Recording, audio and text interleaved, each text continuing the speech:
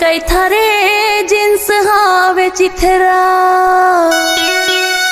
मारे हवस पौवा गाना चौ नहीं टूरा मारे हवस पौवा गाना चौ नहीं टूरा। अरे यही तो स्टाइल हमर माड़ी मेरा चिथरा रे माड़ी मेरा चिथरा नागिन धुन माना चाथा बन देखन नहीं चिखला रे देखन नहीं चिखला कभू कभू मार लेथन पौआ रे।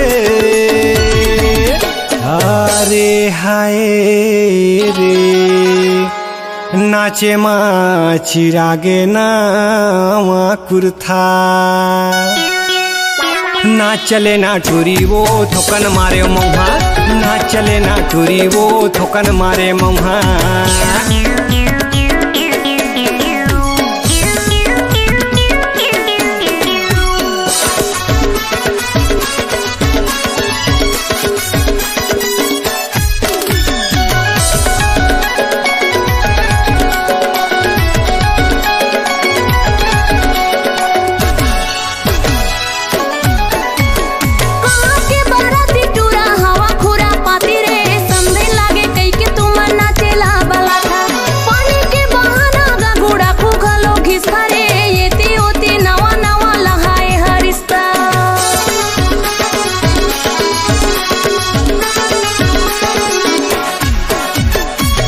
नशा कथन नशा बाटल के ये नशाए समझिला नचाबो वही असली हमर मजाए दारू दारू दरुह कथा तीर मथोकन आवा तो समझे करा टूरी मना टूरा के का सजाए। माया लगता था उल्हा उल्हा रे अरे हाय रे लगा था वो टूरा रे पूरा बेवड़ा। अरे नोहन टूरी बेवड़ा रे पीठन थोड़ा थोड़ा नोहन टूरी बेवड़ा रे पीठन थोड़ा थोड़ा।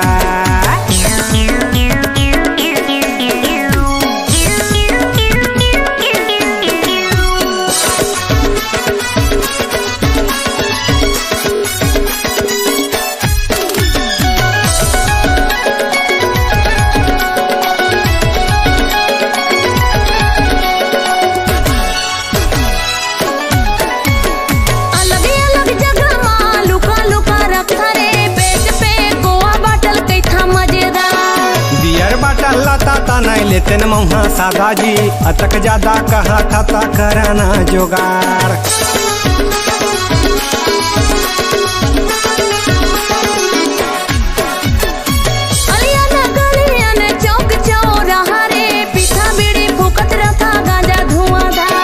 ममा फुफू कतिले तू लखा मोरे सारी जी तुम्हर गया दादा गाँव हबर ससुराल सुना था जी कोरबा वाली सारी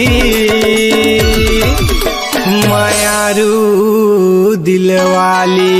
अच्छा अच्छा तू ही बड़ी जीजाया तब हो तो संग मनी नाचा था जी मोंगरा।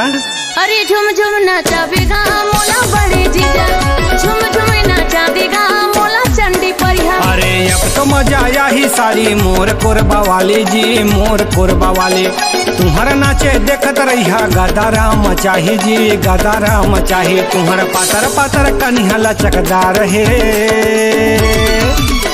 अरे हाय रे मोर कोरबा वाली छोटे सारी ए जीजा अब तो तुहर डीजे के बेस ला बढ़ा देवा बढ़े तो है सारी झुम झुम नाचे हाजी अब तो बड़े जीजा झुम झुम नाचावा जी मोला बड़े जीजा झुम झुम नाचाहो जी तुहला कोरबा वाले झुम झुम नाचाहो जी मोर छोटे सारी झुम झुम नाचावा जी मोला बड़े जीजा झुम झुम नाचाहो जी मोर छोटे सारी।